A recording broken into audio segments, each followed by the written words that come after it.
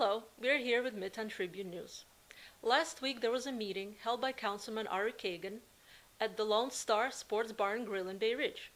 Ari Kagan and his supporters discussed how to resolve key issues in New York City, such as homelessness, providing safety in public schools, supporting NYPD, and other issues concerning the community.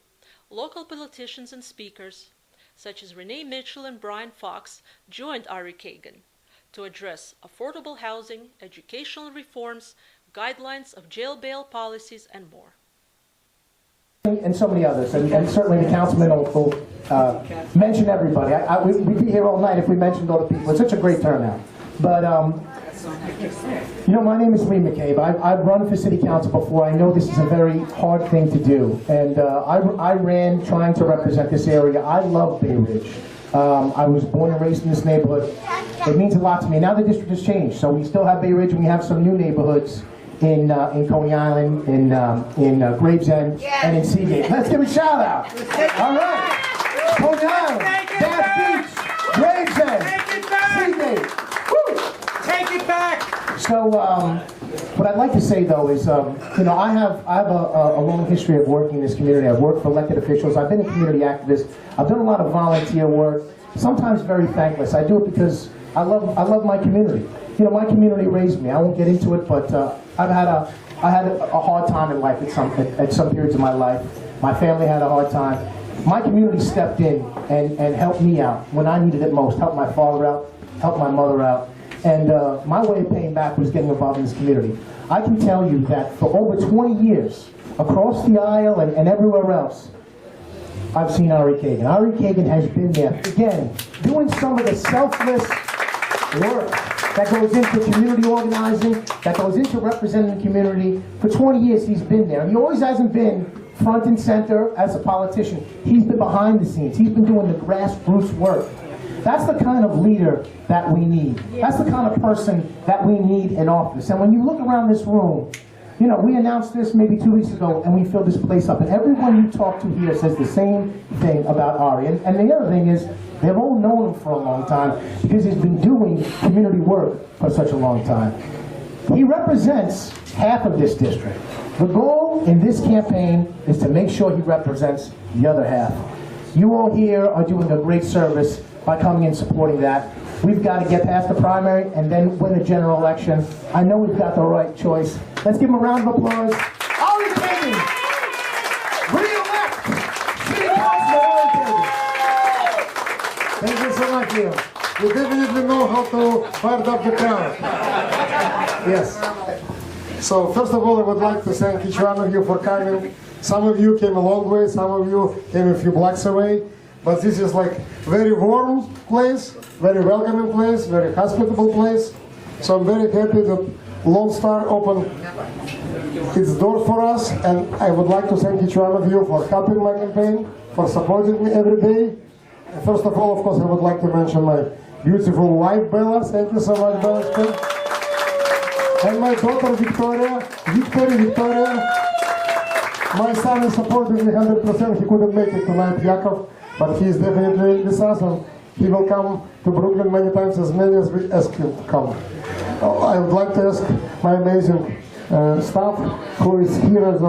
They're volunteering, they asked to come themselves. I did not ask anybody to come. They said, no, we wanted to be with you at the moment. Thank you, Janine. Thank you, Archer. Thank you, Angel. Thank you so much for all your help. I really appreciate it. Of course, thank you. Thank you. I also would like to say that Liam mentioned half of the district, second half of the district. Listen, when it was a redistricting, like I fought to keep district intact and compact. But right now, it's all, I would say, my children, you know, like it's my people, residents of South and Brooklyn. I serve everyone. The whole point of being councilman is not the glory, is not the title, is not the salary, is not like City Hall. Recently, Speaker of New York City Council decided to punish me for becoming Republican. She moved me from one office to another with no windows. So what? The most important are not windows in my office at 250 Broadway. The most important is my eyes should be open, my heart should be open. So I will see each one of you, I will serve each one of you, I help my communities, every community. This is one of the most diverse districts in New York. And it is my duty, honor, privilege and obligation to serve everyone, to help everyone. When we help people, we never ask, are you Republican or Democrat? Are you rich or poor? Are you Asian or Russian or Chinese or African American or Hispanic or Italian or Irish or Greek or Norwegian, etc. We never ask this question because the whole point is to help everybody. My favorite sentence, I would say, slogan, to bring people and communities together. Everybody.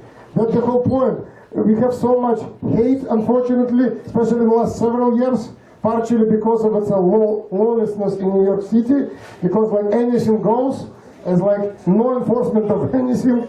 But again, I see my mission not just to take care of garbage, which is very, very, very important, don't get me wrong. Not just to take care of potholes, not just to fix the light on the street, as Janine can affirm, and not just to help person with individual housing issue, but also to bring people and communities together. I always say it. Like in City Hall, one day, one guy came to talk about legislation and started to spew hate toward Asian Americans. He came to talk about legislation and he started to spew hate right away. Nobody stopped him, nobody interrupted him for a minute. I learned about it about like 30 minutes later. I immediately went to social media blasting him. And when it was the time to vote for funding from City Council to this organization, Vocal New York, which is a joke of course, Vocal New York. They claim that this guy is a community leader. So, not just I voted against money to this organization, taxpayers' money. I made a speech like I'm talking right now. I said, may I explain my vote? Give me 2 minutes. And I said that hate against one is a hate against everyone.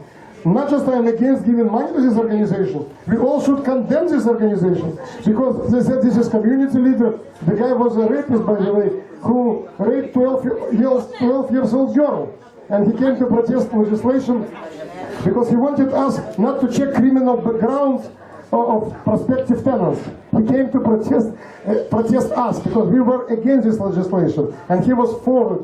So and he came and started to blast Asian Americans, which was insanity. Long story short, my opponent, Councilman Justin Brennan, was silent during the speech, after the speech, till today. He is not saying a single word about it. And he voted for this $100,000 allocation to this organization that brought this guy to City Hall in the first place.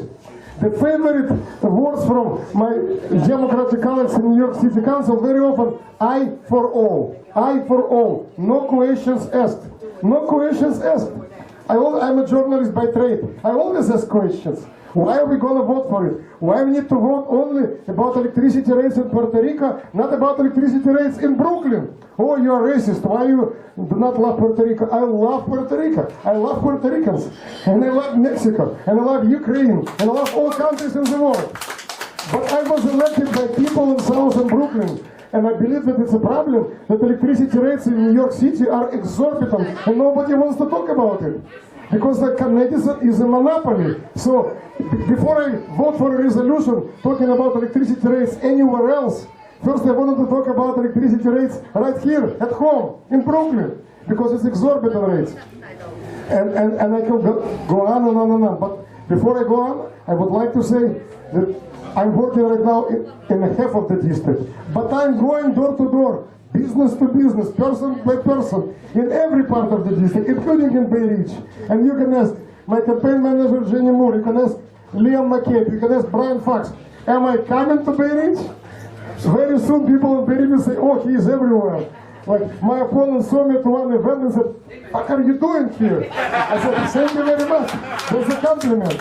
Because he is scared of me, he is posting about me, he is talking about me, he is posting cartoons about me, which tells me one thing, he is desperate. He is absolutely desperate. Because he knows what's going to happen on November 7th. He knows. But before we go to November 7th, we need to go to June 27th. June 27th is the Republican primary. I will say only one word about my esteemed Republican opponents. the biggest accusation against me so far, everywhere, that they are not real Republicans.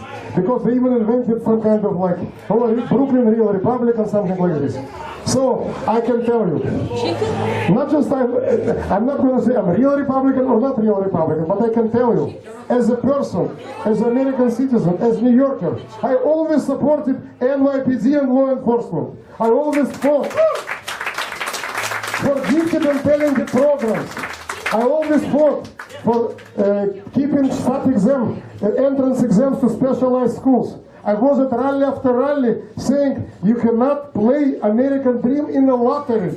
So I've done it for many, many years. It's not just like I started today or yesterday. Last May, when I was a Democrat in the City Council, I received a thank you letter from PPA thanking me for my stance supporting the police, supporting the law enforcement. That was last May. I can tell you, I visited every precinct in my district several times. And you can ask Janine, how many times did I do a roll call, thanking our police officers and telling them, you're not abandoned. Don't listen to this noise. Listen to communities on the ground. Communities of Southern Brooklyn are very, very supportive of police. Every community. Some people say, this community supports police, but this community doesn't. That's not true. Everywhere I go, whether it's a NYCHA building in Coney Island, or it's a private house in Bay Ridge, everybody has first question, do you support police? Do you support law enforcement? Do you want public safety? Everybody. So it's universally same issues and same concerns. Public safety is number one and continues to be number one. Second, of course, everybody wants better future for our children and grandchildren. Our schools should teach math, English, science, American history. So like recently our Common Sense Caucus of City Council met Chancellor. And I said, can I ask you a question? Why are you teaching American history in our middle schools only till 1945? America existed in 1946, 47, 40. Why don't you teach more about 20th century and 21st century? He promised he will make changes in the curriculum. We will hold him to it. We said like, we need more choice. We need to support charter schools and public schools and private schools and religious schools. And everybody needs security. And we always advocated for more school safety officers. Some of my democratic, I would say, socialist colleagues constantly saying, even today we received email from one lady, she lives in Bay Ridge, she said, why do we have so many school safety officers? Are you kidding me? Right now in my current district I have 29 public schools. Every principal of every school said, we need more. Every one of them said, we need more school safety officers. And some of the schools, 1,000 students, one school safety officer. We need at least 2 or 3. Because someone needs to go to the bathroom, someone has family obligations. One school safety officer for 1,000 students, that's insane. And some people feel we don't need them at all. And we have few council members who are telling me this is militarized schools. Our system is the most militarized in America. Before I even became council member, one group, and Jenny knows the whole story, it's called Advocates for Children. It was December of 2020. Mind you, I was a Democrat, 2020, December. Came to me and said, 2020, and told me, Ari Kagan, you want to be councilman, please, we want you to cut funding for school safety officers. This is militarized school system. I said, like, you need to change the name of your organization. What do you mean? Change the name. It should be Advocates for Murdered Children. Because we want our children to be dead. What are you talking about? I will never advocate to cut funding from school safety officers. I will advocate to double, to triple the funding. We need safe schools. We need discipline in schools. When we met recently with the Republican caucus, we met school chancellor. We talked about discipline in school. Because sometimes teachers are afraid just to enter classroom. They're afraid. Because anything goes.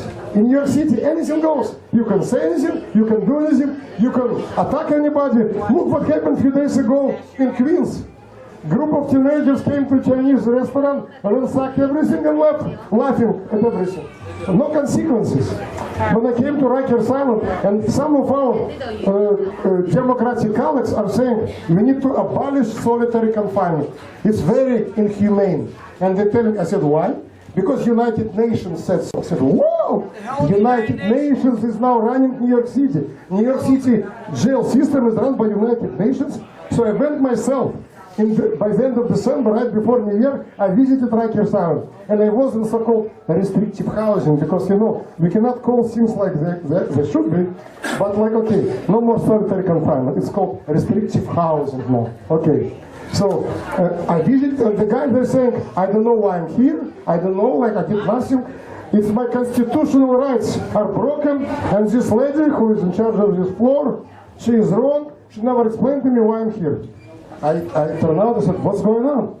And then she said, I'll tell you later, not in front of him. And then I learned that the guy was in a jail for 2 slashings. And then he came to jail and slashed 2 more people inside the jail, including nurse in a health clinic inside the jail. And we cannot separate this person from a general population? What are you talking about?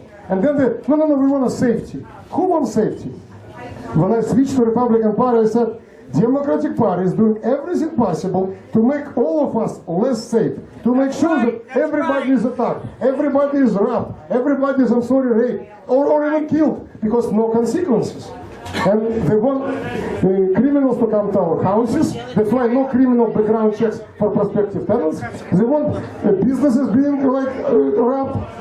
Again, criminals are laughing. It's anything goes. And I will never accept it as a reality. And that's one of the major reasons why I wanted to stay, I wanted to make a difference in New York City Council. Because my opponent is always silent on the most important issues of the day, like public safety, like quality of life, like cost of living, etc. Completely silent. And don't tell me that Republicans only for rich people. You know what happened today? Today, unions, major unions of New York City voted basically to punish municipal retirees. 250,000 people will have to pay 3 times more every month for their health care. And they're retirees. And guess who was for it in City Council and who was against it? Ready? All Republicans were fighting to protect municipal retirees. And all Democrats, I for all. I for all. Why? You saying you're for little guys. You saying you're for people who are not so wealthy. So why you're not protecting them? Why you're not helping them? They're retirees, municipal retirees, former retired people who are like firefighters, nurses, police officers, teachers, and now they have to pay 3 times more. And unions supposed to protect them, supposed to fight for their interests. No, that's why we have unions. They just voted today to do completely opposite, to take away good quality healthcare and to force everybody to pay more. And Republicans fighting for municipal retirees. Everybody on the Republican side will at the press conferences, etc. So don't tell me who is for a little guy. I know, I see it every single day. Or restaurants, we're in a restaurant right now, correct? So just a few months ago, it was a vote in City Council that gives $250 fine for every violation of the beautiful law that if someone will put napkins or plastic knives or plastic forks into takeout order, $250 fine if customer specifically did not request this. Because we wanted to take care of environment. And they wanted to take care of environment so badly that they abolished, dissolved committee I was chair last year, Waterfront and Resiliency Committee. And by the way, as the chair of this committee, I talked about New York City preparedness or lack of preparedness for storms and hurricanes. So who is the climate denier? Which party is the climate denier? The party that dissolved Waterfronts and Resiliency Committee, ignoring waterfront communities of Coney Island, of Brighton Beach, of Manhattan Beach, of Harvard Beach, of Staten Island. Or party that like stood for these communities. It's clear to me which party is standing for communities. It's not even a question. And what I also noticed, going door to door in Bay Ridge, going door to door in West Beach, going door to door in Coney Island, in Seagate, in Warba's houses. People are not stupid. And that's why every year more and more people in Southern Brooklyn voting for Republican candidates for every position possible, for city council, for assembly, for state senate, for governor.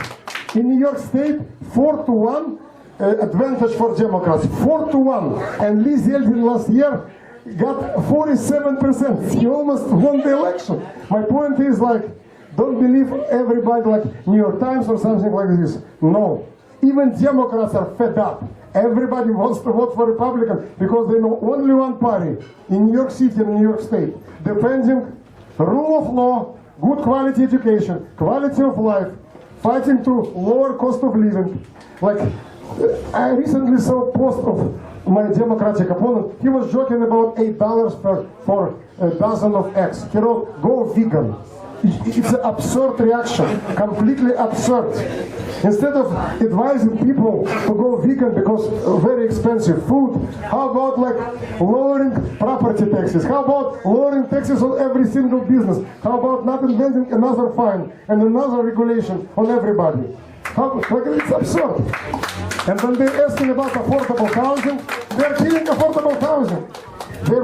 This local law 97 forcing co-ops and condominiums and many other large properties to invest hundreds of millions of dollars just to comply with this local law 97. It was passed by Democrats, and of course my opponent voted for it. So, but one more time, we cannot relax till November.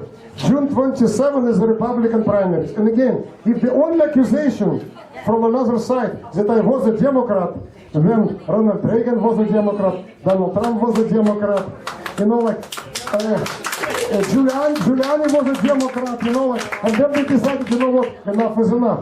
And another accusation, I made a picture with Justin Brennan in 2021. Guess what? I wanted to invite my good friend, Brian Fox. Please, Brian, come. My response is, bring it on. Tell me that I made a picture with Justin Brennan in 2021. Now I made a picture with Brian Fox. And Brian Fox is on my team. He's on my team. There are 3 other Republicans running, but Brian Fox is on my team, on our team, because he knows that I'm the only Republican in this race who can beat Justin Brennan. Brian Fox, please. Thank you. And always a pleasure to be here, honestly. And already, like going off the back what Ari said, I mean, there's so many good plans that Ari has for the district. And let me just be clear before I get started, we're 100% taking back this district, and Ari Kagan's the man that's going to do it. René Mitchell, this lady helping homeless people every day. When we're talking about homelessness crisis, it's a crisis created by Democratic Party in New York City. Believe me, I came to America in 1993, and I thought New York City will always have like legions of homeless people. Guess what? In the last year of Rudy Giuliani, there were very few homeless people in New York City, and population in shelters was like half of today. So, which means if you want to resolve homelessness crisis, elect Republicans. And it doesn't mean we are heartless people. We are volunteering for homeless shelters. And we help homeless people every day. René Mitchell saving homeless people every single day. She takes care of people living in Queens, in Manhattan, in airports of homeless people because she cares about them. Thank you. My name is René Mitchell. Like Aaron Kagan said, I'm the co-chair of the policy committee for the National Commission of Homeless. I deal with homelessness in 50 states. I'm also executive director of my own nonprofit in Brooklyn called Breaking the Cycle Drive Forward. Now his opponent, okay, I have to work with all parties, be it independent, conservative, or Republican or Democrat. My experience with Justin Brennan and the homeless people is that he don't care. Okay, it's shelters being built every day in New York City. 800 bed shelters, 500 bed shelters, okay, 30 people in the room. Some people have medical problems, some people have mental health problems, some people have drug problems, and they're warehousing them like cattle. Okay, profit over human lives. $5,000 a month, okay, for each individual in the shelter. Affordable housing, okay, low-income housing, nothing is being built. Okay, streets are breaking up in Bath Beach. Okay, sanitation problems. Homeless, unsheltered people all in front of storefronts. Who I have to go to get services and help is Arian Kagan. He's not even in this district. It's Justin Brennan's district. But Arian Kagan is the one that answers the call. Justin Branham, okay, inside trade deals, accommodation. Him, Bernard, okay, the public advocate, Orlando, Dan Goldman, okay, all of them are a bunch of corrupt politicians. And in order for us to address the homeless tsunami, the crime tsunami, we have to vote these people out of office. Now, you heard Arian Kagan talk about crime. The reason why it's such a crime problem is because of the first bill by Kathy Hogan, which is called Less Than More. Less Than More was the first bill she signed into law, where 191 people was released from the jail, 28 people back in the jail, and this bill, you can rob, steal, rape a person or whatever, and be out of jail the next day. Then they signed another policy in place, raise the age. Raise the age, okay, now career criminals, gangbangers, okay, can actually manipulate younger generations, okay, to have guns, to rob, to kill, to stab, rape, or whatever, knowing that there's not going to be no consequences because it's raised the age. And as long as they don't meet that age expectation, they'll be released from jail with no consequences. So the city is on a destruction, and if you people don't start rising up and demanding that these people be held accountable and they do their job, New York City will no longer be safe for any of us or our families, and the homeless problem will turn into Skid Row. Thank you, okay, and I hope that everybody come out and vote for Arian Kagan.